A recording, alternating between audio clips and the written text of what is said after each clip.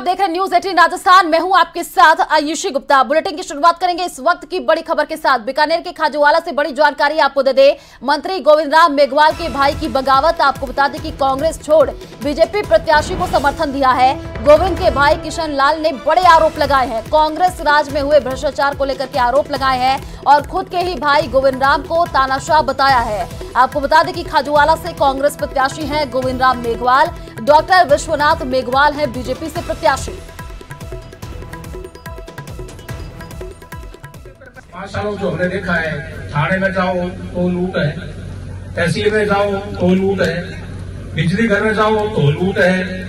किसी को अगर छोटा बड़ा कोई काम है तो हर प्रकार से तहसील, एसडीएम ऑफिस सभी के अंदर लूट मचा रखी है। यहाँ तक कि मैंने सुना है कि जब मूंगफली जो काश्तकार लेकर के आता है, मूंगफली जो काश्तकार अपनी बेचने के लिए आता है, टोकर के तहत जो बेचने के लिए आता था, उसमें भी सुना था कि एमएलए साहब को हमें तो पैसे देने कहां से। तो बीकानेर के देशनोक से बड़ी जानकारी आपको दे दे। मतदाता सर्वे कर रहा है एजेंट को पकड़ा। आपको बताया कि घर घर जाकर के जुटा रहा था मतदाता का मोबाइल नंबर और मोहल्ले वासियों ने युवक को पकड़ लिया है। और देखिए यहाँ पर पुलिस को भी बुलाया गया है। देशनोक का पालिका अध्यक्ष के लिए कार्य ये युवक करता है और प्रत्येक नंबर देने के बदले 1000 रुपए भुगतान की बात यहाँ पर सामने आई है। मोहल्ले वासियों ने मतदाताओं को प्रभावित करने का आरोप लगाया है। कांग्रेस के ओम प्रकाश मुंदड़ा है नगर पालिका अध्यक्ष।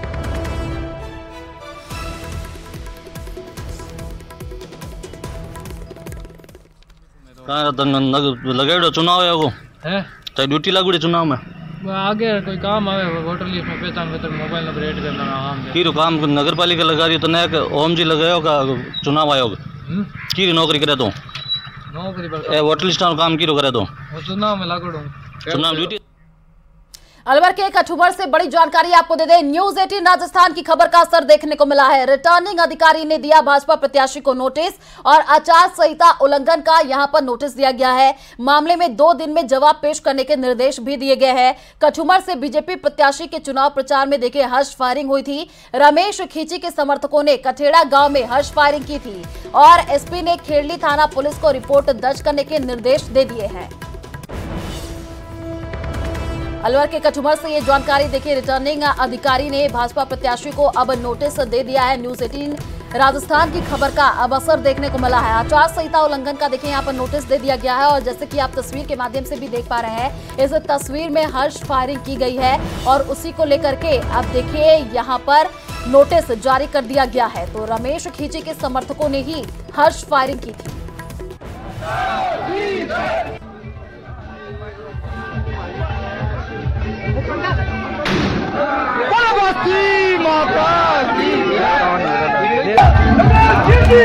तस्वीर आप देख पा रहे हैं जिसमें हर्ष फायरिंग की गई है। आचार संहिता उल्लंघन का अब नोटिस भी दे दिया गया है और मामले में 2 दिन में जवाब पेश करने के निर्देश दिए गए हैं। ये वीडियो सोशल मीडिया पर जमकर वायरल हो रहा है जिसमें आप देख पा रहे हैं कि बीजेपी प्रत्याशी है, चुनाव प्रचार किया जा रहा था और उसी दौरान यहाँ पर हर्ष फायरिंग की गई है। रमेश खींची के जो समर्थक थे उन्होंने ही यहाँ पर हर्ष फायरिंग की और एसपी ने रिपोर्ट दर्ज करने के अब यहाँ पर देखिए निर्देश दिए हैं।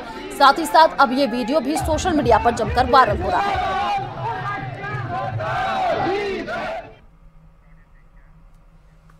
राजस्थान सरकार ने महंगाई राहत कैंप में रजिस्टर्ड बिजली उपभोक्ताओं को 500 रुपए से लेकर के करीब 1500 रुपए की सब्सिडी दी थी। लेकिन आरोप है कि बिजली विभाग घरेलू उपभोक्ताओं से ऑडिट के नाम पर हजारों रुपए वसूल रहा है, जिसके बाद सरकार की निःशुल्क घरेलू बिजली योजना पर सवाल खड़े हो रहे हैं। देखिए रिपोर्ट।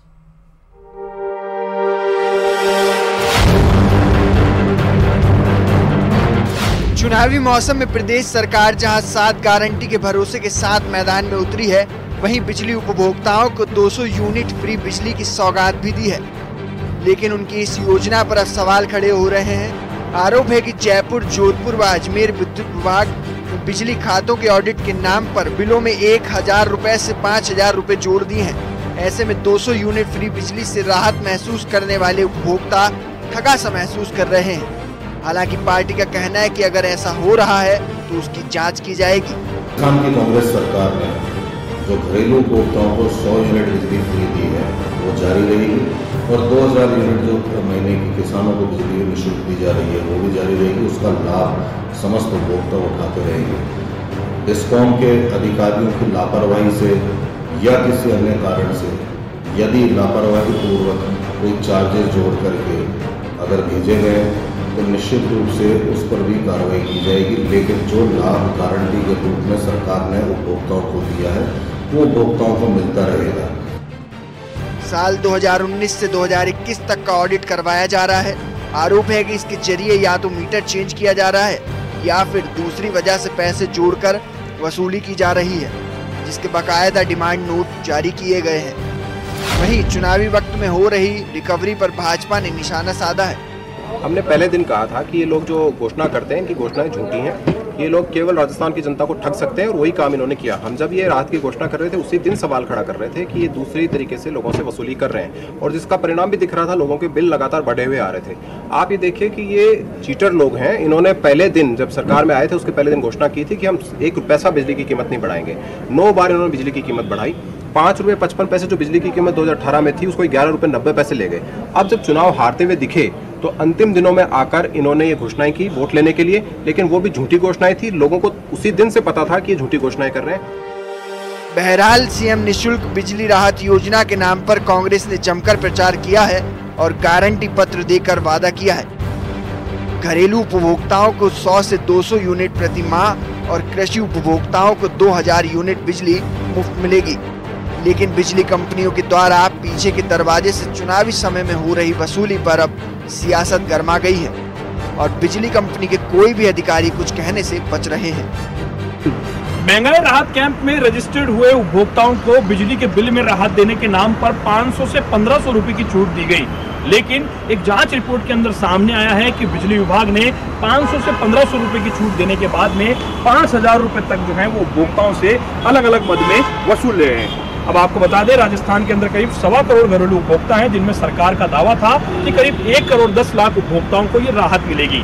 लेकिन अब सरकार पिछले सालों की इन्वेस्टिगेशन करा रही है, रिपोर्ट मंगवा रही है टेक्निकल अभियंताओं से जो फील्ड में काम करते हैं उनसे, कि किसी भी प्रकार से अगर कनेक्शन के अंदर कोई मीटर ट्रांसफर हुआ है, कनेक्शन के अंदर कुछ भी तरह का कोई अपडेट रहा है तो उसके बदले का पैसा वसूला जाए। यानी 500 से 1500 रुपए की छूट देने के बाद ठीक 5-5 हजार रुपए प्रत्येक उपभोक्ता से डिमांड राशि के रूप में वसूले जा रहे हैं, जिससे उपभोक्ता अपने आप को ठगा सा महसूस कर रहे हैं और सरकार की योजना को लेकर के सवाल भी खड़े कर रहे हैं। कुल मिलाकर के सरकार ने महंगाई राहत कैंप में इस योजना को बड़े शानदार तरीके से लॉन्च जरूर किया था, मगर चुनाव के वक्त में इस योजना की जो रिपोर्ट सामने आई है उसके बाद में योजना के आंकड़ों को लेकर के और उपभोक्ताओं को लेकर जो वसूली की जा रही है, जो जांच पड़ताल की जा रही है, उसको लेकर के अब सियासत गर्मा चुकी है। कैमरा पर्सन सनत मिश्रा के साथ लवली वधवा, न्यूज़ 18 जयपुर। तो पद्मश्री संगीतकार कैलाश खैर कोटा दौरे पर है। कोटा में कैलाश खेर ने श्रीकोलम शक्तिपीठ के दर्शन किए हैं। इस दौरान कैलाश ने अपने कोटा दौरे और कोचिंग छात्रों की खुदकुशी को लेकर के बड़ा बयान दिया है। उन्होंने न्यूज़ 18 से खास बातचीत में डिप्रेशन, सुसाइड, छात्र तनाव पर खुल करके बातचीत करते हुए डॉक्टर, इंजीनियर का सपना लेकर आए छात्रों को नसीहत दी है। देखिए हमारी ये खास रिपोर्ट और बातचीत। सपने पालना बहुत अच्छी बात होती है और सपनों के लिए परिश्रम करना भी अच्छी बात होती है, परंतु कभी कभी घी घने, कभी मुट्ठी भर चने, कभी उन्हें भी मने। तो इसमें परमात्मा का जो विधि का विधान है उस पर भी हमें विश्वास रखना है। ये नहीं कि सारा दिमाग है, दिमाग में रहो, थोड़ा दिल में भी रहो। दिमाग से चल रही है दुनिया, लेकिन दिमाग वालों को भी जब बौखला जाते हैं, जब चक्रवात में फंस जाते हैं तो दिल के पास आना पड़ता है, संगीत की सेवा में आना पड़ता है, साधना की सेवा में आना पड़ता है, संतों की सेवा में आना पड़ता है। बड़े बड़े जॉब्स और जुकरबर्ग, न जाने कितने लोग, जितने उन्होंने दिमाग के काम किए, एक से एक ऐसा कर दिया, कीर्तिमान बना दिए विश्व के। लेकिन जब पगला गए, उनके अंदर का जब बम फटने लगा, आईफोन फटने लगा उनके माइंड का, तो वो आए नीम करोली बाबा के पास, चरणों में आए कि चलो हम आश्रम में जाएंगे, थोड़ा शांत होना चाहते हैं। तो ऐ मेरे तरक्की करने वालों, इस कीमत पर मत तरक्की करिए कि जीवन भर फिर गोलियां खानी पड़ें और जीवन भर फिर स्ट्रेस में रहना पड़े, ब्लड प्रेशर बढ़ जाए। नहीं, कोई भी देखिए, सुसाइड आपका हक नहीं। जब जीवन आप नहीं दे सकते तो जीवन आप ले भी नहीं सकते। ये तो बहुत गलत तरीके का एक निश्चय होता है। इसलिए हम सबको सपनों के पीछे तो चलना है, परंतु संतुलन के साथ चलना है। हम आदम देह पर 9 दिशा आती है हर साल, कोई दिशा अंधन करे, कोई कर दे कंगाल। राजाओं पर भी ऐसी ऐसी दिशाएं आई हैं, ऐसी ऐसी ग्रह नक्षत्र उनके भी बदले हैं, ऐसी चाल बदली है। तो ऐ मेरे विद्यार्थियों, हम भी ऐसी दुनिया से गुजरे हैं। आपका कैलाश पुनर्जन्म में है अब, और पुनर्जन्म में शायद इसीलिए है ताकि ये आप सबको संगीत के माध्यम से हम ये संदेशा दे सकें, जब एक ही मिली है ज़िंदगी, सोच मत चाहे आर हो या पार हो, और तू ये जान ले, वो जान है असल जिसकी जान पर ही सौ जानिसार हो। तो कांग्रेस ने बीजेपी पर आरोप लगाया कि बीजेपी चुनाव जीतने के लिए दंगे करा सकती है। प्रताप सिंह खाचरियावास ने कहा कि हमने मंदिरों के पुजारियों से कहा है कि रात में मंदिरों में ताले लगाओ, बीजेपी के लोग कुछ भी कर सकते हैं। साथ ही खाचरियावास ने कहा कि कांग्रेस अपनी गारंटियों के दम पर चुनाव जीतेगी, बीजेपी के पास जनता में गिनाने के लिए कोई काम नहीं है। दे सकता है, जो जनता का सम्मान करके काम कर सकता है, वही तो कांग्रेस है। इसलिए बीजेपी से सावधान रहना होगा। हर मोहल्ले में मैंने सबसे कहा है, सावधान रहो, रात को मंदिरों के ताला लगाओ। कब बीजेपी के लोग आके किस मंदिर के बाहर क्या फेंक दे, कब दंगा करा दे, ये मैं इसलिए सावधान कर रहा हूँ। कोई भरोसा नहीं। बीजेपी हार रही है, जयपुर की 8 सीटें हार रही है, बीजेपी राजस्थान का चुनाव हार रही है, बीजेपी का दिन पर दिन ग्राफ डाउन हो रहा है, कांग्रेस का दिन पर दिन ग्राफ बढ़ रहा है। इससे बीजेपी अब किसी भी स्तर पर जा सकती है। अब खबर जयपुर से है, जहां गृह मंत्री अमित शाह के दौरे में अनियमितता के मामले में गृह विभाग ने संभागीय आयुक्त अजमेर को पत्र लिखा है। 3 बिंदुओं पर डिडवारा कुचामन सड़क मार्ग की रिपोर्ट मांगी है। 2 दिनों में जांच रिपोर्ट गृह विभाग को भिजवाने के आदेश दिए गए हैं। पूरा मामला परबतसर इलाके में बिजली के तार रथ से टच करने का है।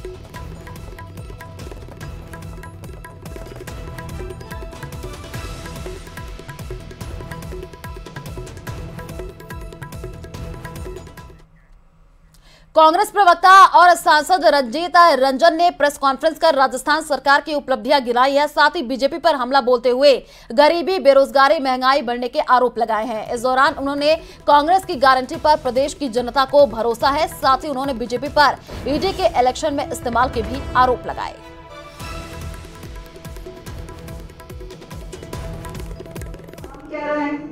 लेकिन वो कौन सा लेकर आते हैं?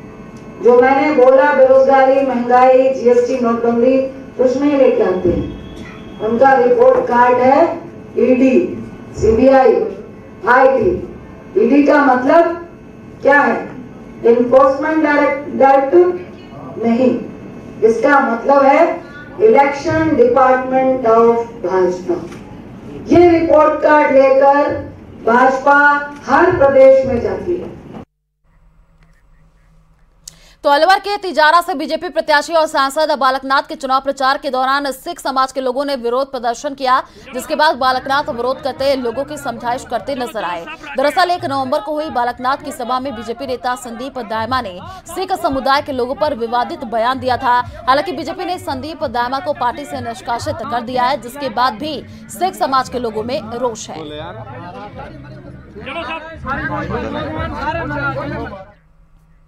तो नवंबर की शुरुआत के हुई प्रदूषण की दस्तक अब तक वापस का नाम नहीं ले रही है। दिल्ली एनसीआर की तरह प्रदेश भर में प्रदूषण का स्तर लगातार 8वें दिन खतरे के निशान से ऊपर है। आज भिवाड़ी तो 414 एक्यूआई के साथ प्रदेश का सबसे प्रदूषित शहर रहा है।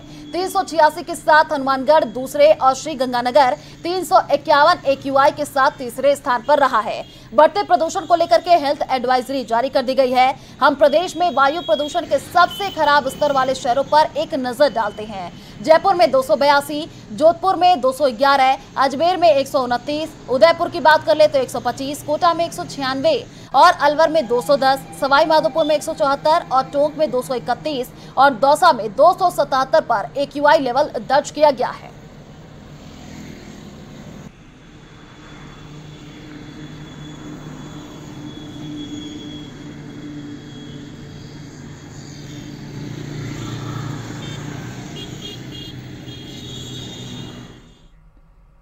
तो पीएम मोदी की उदयपुर में होने वाली जनसभा को लेकर के बीजेपी ने तैयारियां पूरी कर ली है। इस दौरान बीजेपी प्रदेश महामंत्री और संभाग प्रभारी दामोदर लाल अग्रवाल ने प्रेस वार्ता कर तैयारियों की जानकारी दी है। इस सभा में गुजरात के deputy CM Nitin Patel, CP Joshi समेत तमाम पदाधिकारी मौजूद रहेंगे। वहीं बीजेपी महामंत्री ने पीएम की सभा में 1 लाख से अधिक लोगों के पहुंचने का दावा किया है। आपको बता दें कि 9 नवंबर को होने वाले इस दौरे में पीएम जनसभा संबोधन के बाद दिल्ली के लिए रवाना होंगे।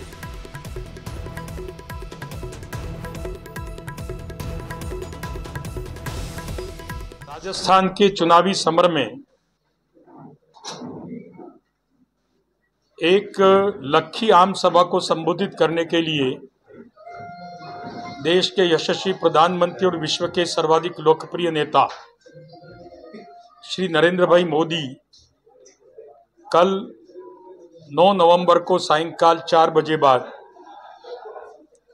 उदयपुर के बलीचा में नई कृषि उपज मंडी प्रांगण में पधारने वाले हैं।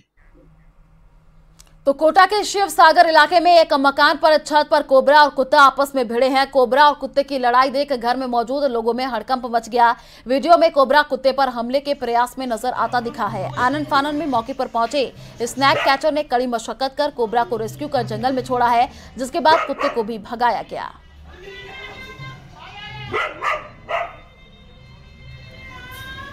कोबरा और कुत्ते की लड़ाई ऐसी लग रही थी कि कहीं ऐसा नहीं हो कि कोबरा या तो कुत्ते को मार देगा या कुत्ता कोबरा को मार देगा। इसलिए वहाँ पे उसका मालिक ना तो कुत्ते को बचा पा रहा और ना कोबरा को भगा पा रहा। मैंने वहाँ जाके देखा तो वाकई में कुत्ता उसके सामने खड़ा था कोबरा के और भौंके जा रहा था। मैंने तुरंत कुत्ते को भी हटाया और कोबरा को तुरंत पकड़ के वरिष्ठ अधिकारी भवानी सिंह यादव साहब को सूचना देकर लाडपुरा रेंज के जंगल में सुरक्षित छोड़ा। 5 फीट लंबाई कोबरा की और काफी मोटा था। तो बड़ी जानकारी आपको दे दें, जयपुर से दिल्ली आ रही बस में आग लगी है। आपको बता दें कि दिल्ली गुरुग्राम एक्सप्रेसवे पर यह हादसा हुआ है। बस में आग से 2 लोगों की मौत की खबर सामने आ रही है और इस हादसे में 10 लोग बुरी तरीके से झुलस गए हैं। तो इस वक्त की ये बड़ी जानकारी, बस में अग्नि तांडव देखने को मिला है और देखिए बस में आग लगने से 2 लोगों की मौत की खबर सामने आ रही है। दिल्ली गुरुग्राम एक्सप्रेसवे पर यह बड़ा हादसा हुआ है। जयपुर से दिल्ली देखिए ये बस आ रही थी, तभी बस में आग लग जाती है और आग से 2 लोगों की मौत की खबर है और हादसे में 10 लोग बुरी तरीके से झुलस चुके हैं। बस में ये अग्नि तांडव देखने को मिला है। जयपुर से दिल्ली ये बस आ रही थी, तभी देखिए ये हादसा हुआ है। दिल्ली गुरुग्राम एक्सप्रेसवे पर ये बड़ा हादसा हुआ है। इस वक्त की ये बड़ी जानकारी आपको दे रहे हैं, जहां पर देखिए बस में अग्नि तांडव देखने को मिला है। जयपुर से दिल्ली ये बस आ रही थी, तभी ये हादसा हुआ है। दिल्ली गुरुग्राम एक्सप्रेसवे पर ये बड़ा हादसा हुआ है।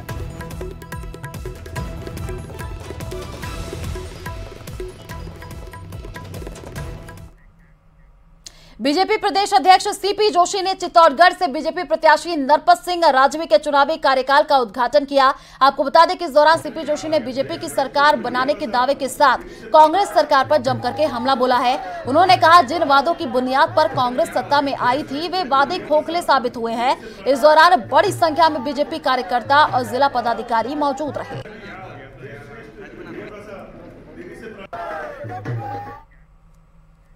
राजस्थान राज्य कर्मचारी संयुक्त महासंघ के पदाधिकारियों ने वित्त सचिव से मुलाकात कर ज्ञापन सौंपा है। कर्मचारियों ने जेपीएफ लोन, वेतन, एरियर राशि, पीएल कैशमेंट राशि का भुगतान न किए जाने पर आक्रोश जताया है। लंबे समय से कर्मचारियों का जीएपीओ, पीएल के भुगतान अटके पड़े हैं। आज कर्मचारियों की समस्याओं को लेकर हम राज्य के वित्त सचिव से मिले, मुलाकात की। जुलाई माह से करीब 250 से 300 करोड़ रुपया कर्मचारियों का जीपीएफ, एसआई का लोन जो कर्मचारियों ने अप्लाई किया हुआ खुद का पैसा, वो सरकार ने अभी अघोषित रोक लगा रखी है और पेंडेंसी चल रही है। जबकि एक तरफ सरकार रेवड़ियाँ बांट रही, फ्री में मोबाइल दे रही है और कर्मचारियों का हमारा खुद का पैसा और सरकार इसमें वेटिंग लिस्ट जारी, जुलाई का पैसा अभी तक जारी नहीं किया हुआ। इवन कर्मचारी रिटायर्ड हो गए, उनका भी पैसा जारी नहीं किया। जबकि पॉलिसी है गवर्नमेंट की कि कर्मचारी जिस दिन रिटायर्ड होता है उस दिन उनको सभी समस्त पेमेंट और पेड लाभ दे दिए जाए।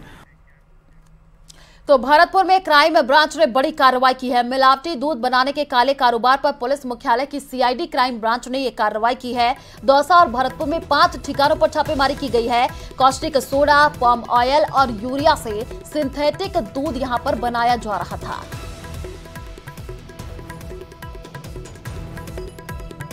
क्राइम ब्रांच का ये बड़ा एक्शन देखने को मिला है। मिलावटी दूध बनाने के काले कारोबार पर देखिए ये बड़ी कार्रवाई हुई है और पुलिस मुख्यालय की सीआईडी क्राइम ब्रांच ने ये कार्रवाई की है। दौसा और भरतपुर में 5 ठिकानों पर ये छापेमारी हुई है।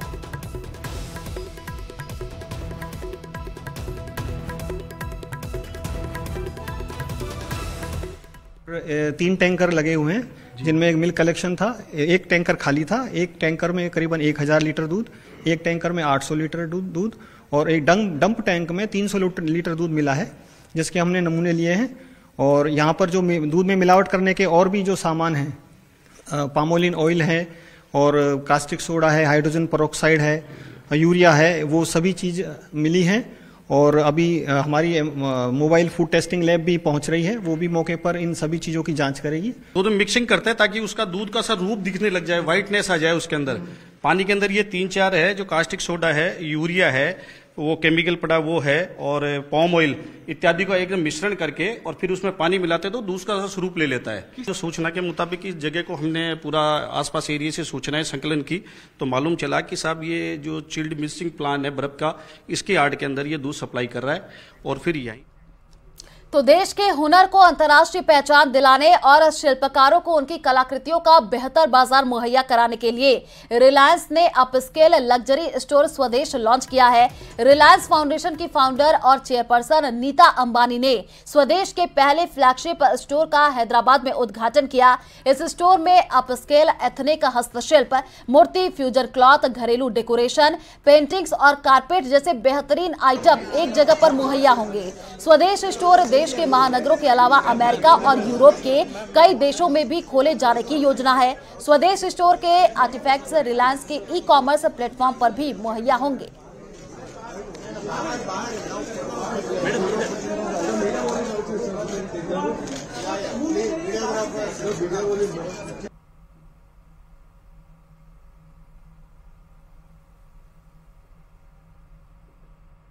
You know, India has such a rich history of culture and heritage. We are home to more than 4,000 different kinds of arts and crafts and more than 70 lakh artisans. Nowhere in the world there is this kind of diversity. So Swadesh is actually a humble tribute to all these artisans of India.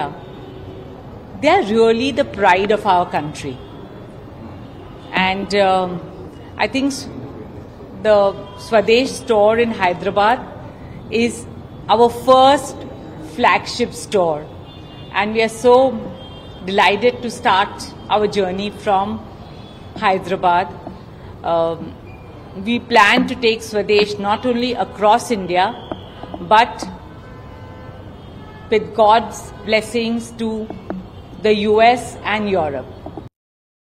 बहुत अच्छा लगा स्वदेश में आके। I would like to congratulate Nita Ambani ji जिन्होंने आज यहाँ पे स्वदेश खुलवाया है। और ऐसी चीजें चाहिए इंडिया में, क्योंकि हमें लोकल चीजें भी चाहिए, लोकल आर्टिस्ट की चीजें चाहिए जो और आगे आ सके और लोग खरीद सके। इतने अच्छे अंदर मूर्ति हैं, दुपट्टे हैं, कपड़े हैं, बेडशीट्स हैं, तो मुझे तो सब कुछ बहुत अच्छा लगा। आई होप फ्यूचर में मैं आऊँ इधर और काफी चीजें खरीद सकूं।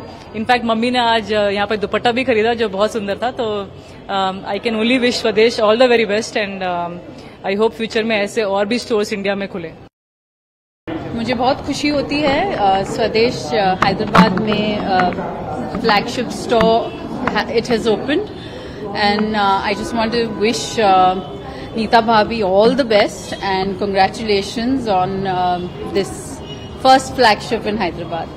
It's an honor for us and it's truly our pleasure to have her here. तो चले फिलहाल इस बुलेटिन में इतना ही। बाकी खबरों के लिए आप देखते रहिए न्यूज़ 18 राजस्थान। नमस्कार।